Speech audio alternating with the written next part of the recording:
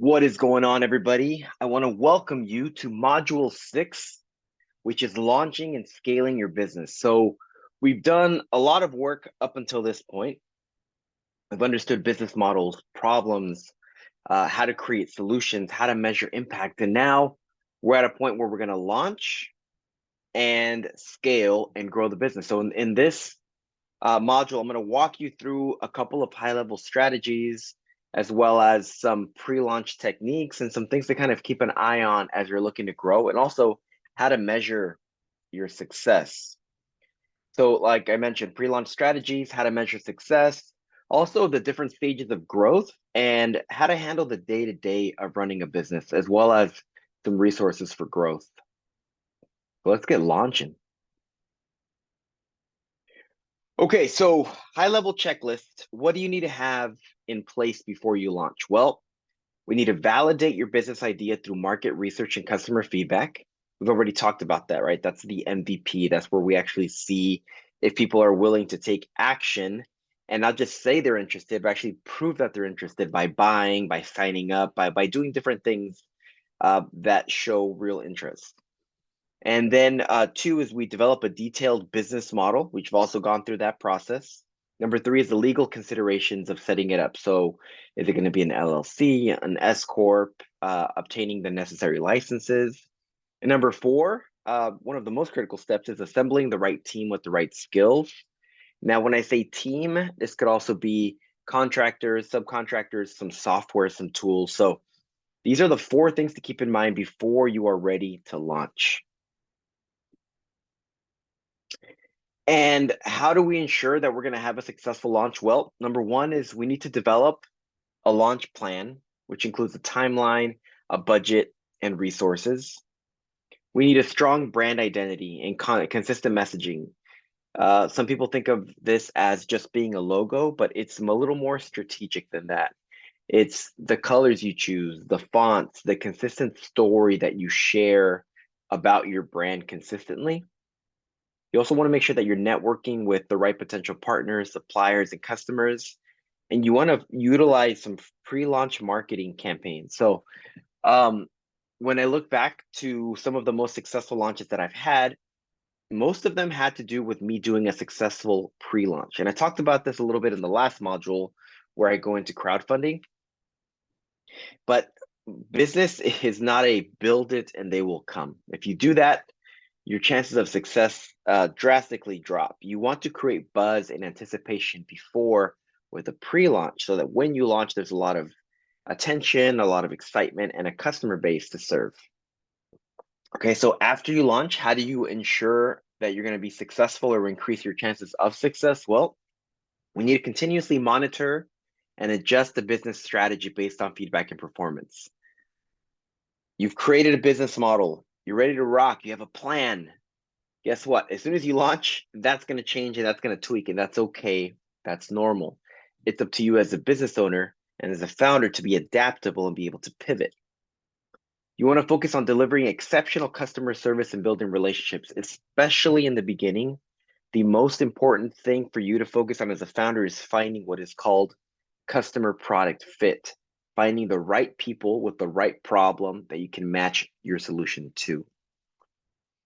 You also want to seek opportunities for continuous learning and improvement. The most successful founders tend to be the most successful readers, the most people that invest the most time in reading and in learning. And also, you want to establish a system for regular performance evaluations and adjustments. There's a book called The Rockefeller Habits, which outlines daily, weekly, monthly, quarterly habits that you can instill as a founder that will basically put this stuff on autopilot. Without going too much on a tangent, an example is every Monday for me is my team management day. And that's when I check in and we develop strategy or objectives for the week. I also have a monthly check-in. Depending on what we're working on, I might have a daily 5 to 10 minute check-in with the whole team. What we go through in these check-ins are highlighted in this book, and it's just a really good way to kind of systematize this process. So let's get a little more tactical and let's talk about strategies. So why do we want to focus on marketing and promotion? you might already understand and know this, but I want to highlight a couple of things is you want to increase the awareness and the visibility for your business. You want to make sure that you're attracting and you're engaging the right target audience. You want to establish your brand identity and see how you're different and unique than the competition. Russell Brunson is a great entrepreneur. He's written books like .com Secrets, and one of the things he talks about is people don't want different. People don't want better. They want new, right? So how is what you're doing a new offer? Sorry, I said different. I meant they don't want better. They want different or they want new. So always think about how what you're offering is better. Sorry, guys. Let me do this over time. Okay, so Russell Brunson says that when it comes to business and new products and new competition, people don't want a better option. They want something different or something new. So always as a founder, ask yourself, how is my service, my product, how is it a new opportunity for them? Or how is it different than what is already out there? Cool. Thanks for being patient with me on that one. And you want to drive customer acquisition and revenue growth, especially in the beginning. You want to acquire customers. You want to grow that. That's the first stage that shows that you have a business worth scaling and worth investing into. One other resource, I'm going to have a list of resources in this course, like with books to read, but it's called the one-page marketing plan. And it really breaks down this whole concept of creating a marketing plan into very simple steps. And I think it's really worth checking out, especially if you are serious about launching a business. So how do we identify the right target audience and the channels? When I say channels, I mean the channels in which you will reach them, right? Is it going to be through social media? Is it going to be through offline methods? Number one is you need to define your target customer segments through market research and analysis. And again, going through this whole business model canvas that we talked about, you're going to have an idea of who your target customer might be. And by this point, you should know who your target customer is. You want to know their needs, their preferences, their motivations. It is said that you do not know who your customer is until you have interviewed at least 100 people. So keep that in mind. You need to think the way they think. You need to understand what they understand. One of the I guess the best shortcuts here is try to be a part of your target market. It's a lot easier if you are the customer that you're serving because it'll chop down a lot of that research and a lot of that time. Based on that, is you want to identify the most effective marketing channels for reaching your audience. I'll give you an example. I'm launching the organic snack brand that I mentioned before. And my target customer is like first generation born bicultural, like me, right? So it could be bicultural Latinos, bicultural communities. Where do they spend the most time when it comes to media? Well, TikTok and YouTube. Therefore, these are my two primary channels that I will be focusing on when it comes to outreach and marketing. That's how I went about choosing my channel. So, who is your target customer? What media do they consume? Where do they hang out? Once you know where they hang out, you know where to serve them and where to meet them. Based on that, you can develop tailored marketing plans for each segment and channel, because sometimes you might be going after more than one segment. So like I mentioned, for me, it's the bicultural Latino because they are Mexican inspired snacks, but it's also foodies, right? And it's also people that are interested in organic snacks. So those are my different segments. A couple of specific channels, and we're talking in the online world. This is the social media, email marketing, content marketing, which could be like blogs, search engine optimization, also known as SEO. Don't ignore the power of offline, especially now because everybody's online. There's a lot of value in reaching people offline because there's less competition. Print materials, you have events, sponsorships, For me, I'm doing food, so I'm going to be doing a lot of food tastings, a lot of offline marketing. You want to find a good mix of both online and offline, and you want to be able to track. So, how do you track success? A couple of examples is if you're working with, let's say, an influencer on social media, you can give them a unique promo code that they would use and offer their audience. That way, you on the back end can see which influencer is driving the most traffic and the most sales. You can also use some fun viral techniques, especially when you're new. You want to find it be as resourceful as possible. So giveaways are great. Collaborations with Nui, we used to do a lot of collaborations with other healthy food brands. With influencers, we would partner with cookbooks. Just any type of collab where you guys share the same audience. Partnerships, referral programs. Here's like a specific tool that I've been using. It's called Kickoff Labs, and what you see here on the right is it's what's known as a landing page, and it's basically a one-page website where you have a single objective.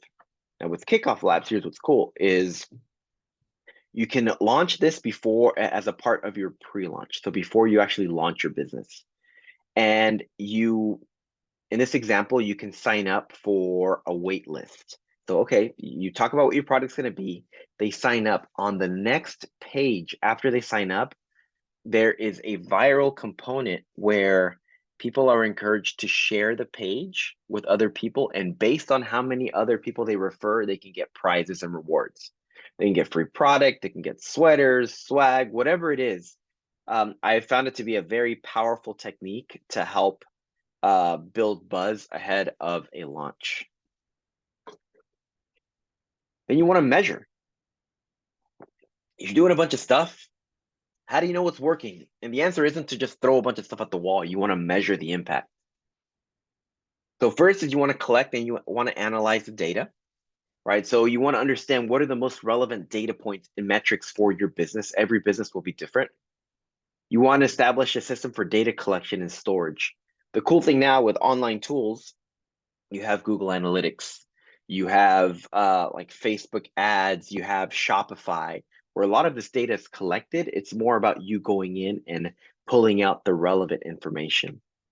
Then you want to make data-driven decisions that'll maximize your impact and your social impact.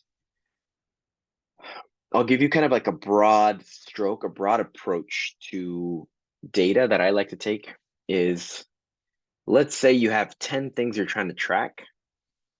It's usually 2 of those things that make the biggest impact. It's called the Pareto principle, which means 20% of what you do typically will yield 80% of your results. So as opposed to having this like huge complicated dashboard, just ask yourself, what is the one metric or the 2 metrics that mean the most and that signify success for a company, and focus on that.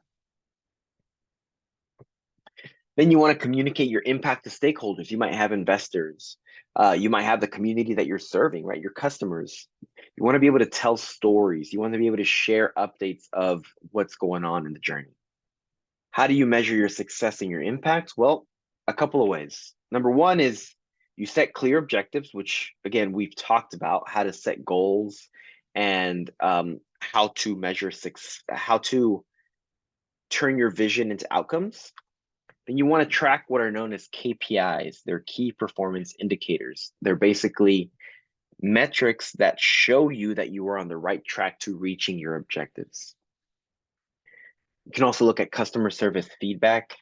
You can look at the social impact. You can look at operational data. And on this page, here are some example KPIs. Now, by showing you this, I'm not telling you you need to track all of this. These are just examples of ways that you can track and you can measure. So number one is your financial performance, right? You can track revenue growth. You can track your gross profit margin across months, across years. Customer reach. So how much is it costing you to acquire a customer? If it is costing you $10 to acquire a customer and you are only making $8, well, you are negative $2 for every customer that you acquire, right? You want to make sure that we're flipping that so that there's profit for every customer that you can acquire. Operational efficiency, if you're producing a product, you can look at the inventory turnover, which means how quickly you're selling through your inventory. If we're talking about social impact, it's how do we measure the number of lives impacted? Have we improved living standards? Have we reduced our carbon footprint? Have we reduced water use? So you can also look at employee satisfaction rate. So this is to give you an idea of the things that can be tracked to know if you are on the right track. So how do we evaluate our social or environmental impact? Well, you can look at qualitative and quantitative methods to measure impact. The good thing is um, social impact is not something that's new, right? There are a lot of resources, a lot of benchmarks that you can find. You can look at what other competitors, maybe we could say Tom's Shoes or Patagonia, what are they already tracking and how are they measuring, right? Knowing that is we can look at those benchmarks and see how we compare, and we can again see how well we are doing. Then we need to balance our financial performance with our social impact. Remember, we talked about the triple bottom line. It's not just about profits. It's about making an impact. It's not just about impact. It's about making profits. So we need to understand the interdependence between financial sustainability and social impact. We need to, again, reassess our business model to make sure that it's supporting that triple bottom line. We need to look at the trade-offs. You're going to get to a point where you need to choose. Is this about maximizing profits at the moment? Is it about maximizing social impact? You're going to have to make choices to find your balance.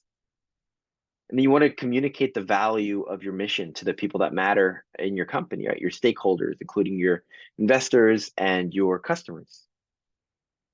When we talk about communicating, there are some companies, I'm trying to remember the name of it right now. Nisolo, Nisolo. And they make these beautiful leather shoes. They make them in Latin America. And they've created factories. They've created a bunch of jobs. But what I love is they have this on their website. They have this page where they are showing exactly how many jobs they have created for the community, how many kids have gone to school, how much waste they have saved. Like they have taken this data and they have made it transparent and they have communicated the value to stakeholders. So let's say we're kicking butt, things are going well. How do we plan for growth? We need to establish growth related plans. So we need to think about when we're successful, what are the potential challenges or opportunities that are going to come up? How do we allocate resources and prioritize? How do we communicate those things? And to create a plan for growth, we need to keep updating our original plan. So you can go online. Actually, we can link to some templates where you can actually track your financials and you can update numbers based on real data, which will allow you to keep adjusting your forecast. So that's one of the ways that you can plan for growth. You can include detailed growth projections, outline strategies for market expansion. You can look at the potential risks and challenges of your growth plan. So if things don't go according to plan, what's your plan B? What's your plan C? Here's why it's important. Is many people plan to fail. They plan for the worst case. Very few plan for the best case scenario. We need to make you a person that plans for the best case scenario because I believe that you also create what you plan for. And we need to get real with what success looks like, right? Do you have that clear vision? Remember we talked about your why and your mission. Always remember that that's your North Star. What are the objectives and the milestones that let you know that you are moving towards that vision and that mission? How do you align your definition of success with that of your social enterprise? And again, how do you communicate that? How do you tell stories? How do you share this with the team, with the stakeholders, with the supporters? But there are also signs that you could be growing too fast. I've seen it. It's happened to us, where things are going great, but you're growing so fast that your infrastructure of your business isn't growing in line with it, and it can actually cause you challenges and potentially cause you to fail. So some signs that I'll highlight here is Declining product quality. Let's say you need to make too many cookies and you just can't get the quality there in time. High employee turnover and burnout. Maybe your team isn't growing at the speed that you need to handle all of the demand. Less focus on core business objectives, increased customer complaints, difficulty making informed decisions. So if you feel like you need to rush and you need to start, if you start making a lot of shortcuts, it's a sign that your business is growing too fast. And the bottom one here is misalignment between your growth goals and your social impact objectives. You might get to a point where they start going like this really quickly. So those are signs that your business is growing too fast. So what do? Right? You're growing fast. You don't want to leave opportunity on the table, right? You want to take advantage of it, but if you don't adapt, like I said, there could be negative repercussions. So one is you slow down and you reassess your growth strategy. You invest in your infrastructure, your staff, your retention. You look at how you can streamline and optimize internal processes. Sometimes your answer isn't to hire more people. It might be to take on a new tool that can just get more output out of your current team.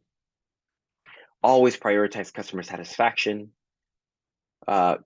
Develop a comprehensive financial plan. Monitor your cash flow. That is huge. That is key.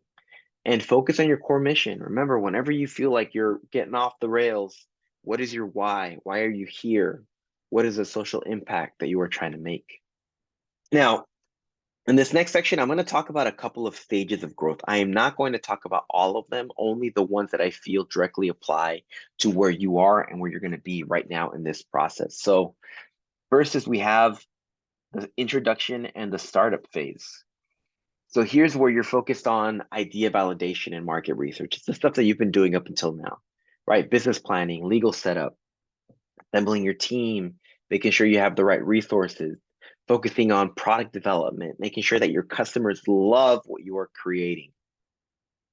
Now, the challenges at this stage is there's a lot of uncertainty and ambiguity. Am I targeting the right customer? Is my product the right product? Are my costs too high? Are they, am I identifying the right market gaps? Do I have enough cash? Also establishing a strong brand and market presence, especially if there's a lot of competition. Are you hiring the right people? Are you building the right culture? Then you have what's known as early growth, which is the next stage of growth. And the characteristics of this are things are going great. You're getting customers, you're getting more market share, but now you want to focus on expanding your product or service offerings. So I'm making chips, right? This could be I add more flavors of chips, or I add more products that align with our chips. Maybe it's a hot sauce, maybe it's a candy, something that falls in line with my overall organic snack category. Then you develop a more robust organizational structure. Maybe now you start to bring in some managers, some C-level executives. You start to gain recognition and credibility in the industry. The challenges here are scaling operations to meet that growing demand, maintaining the quality of your product or service, retaining and motivating the employees that you have, and attracting that additional funding or resources for expansion. Then let's say you've passed this, now you're more at a slightly steadier phase. It's called the continuous growth phase. And here is you have consistent and sustainable revenue growth. So you know kind of when the cycles are, you see that you're growing X% year over year. You've established market position and a competitive advantage.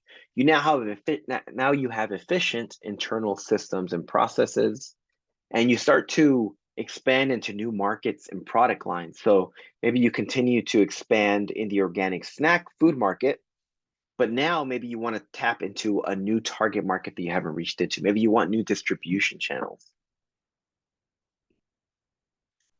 The challenges here are managing the complexity and coordination of your growth initiatives, staying ahead of competition, because if you haven't had a lot of competition yet, by the time you're in this stage, chances are that you will have competition, a decent amount of competition.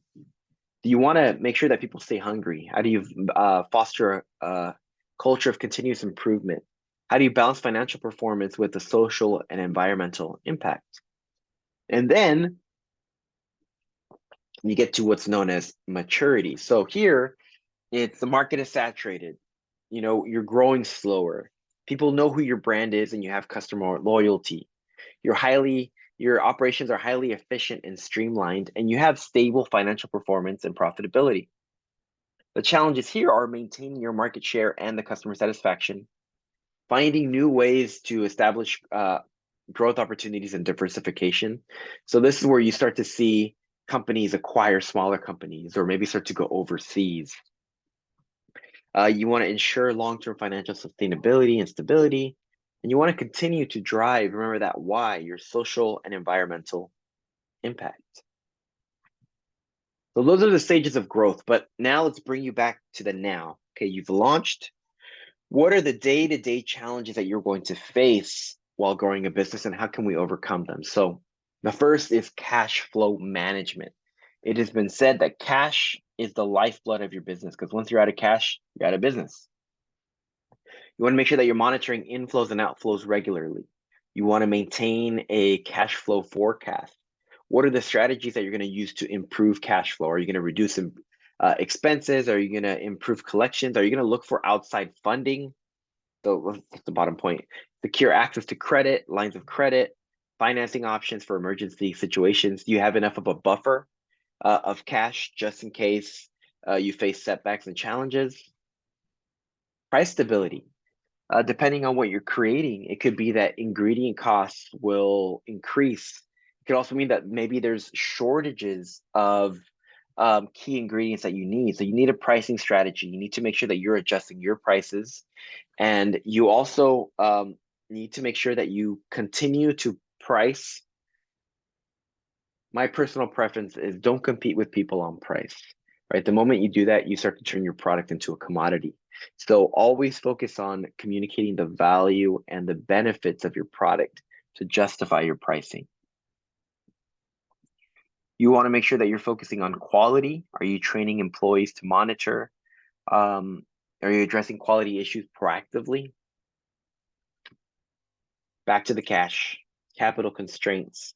Do you have a financial plan? Are you meeting with your CFO? Are you meeting with people that can help you look at your financial situation? You want to prioritize investments and expenditures based on the potential returns, especially in the beginning. You don't just want to throw money into something and say, well, I think it's going to work. You want to make sure that you're tracking and making sure that it's giving you a return on your investment. You want to look out for diverse funding sources. It might be challenging in the beginning, especially if you don't have a lot of revenue to show, but get your head around this and start to focus on that. Build relationships with banks, build relationships with potential investors. Have these things way before you need them. You want to make sure that you have financial discipline. You can optimize your resource allocation. And there are tools, there are resources. So here are the resources for growth. Back to incubators and accelerators.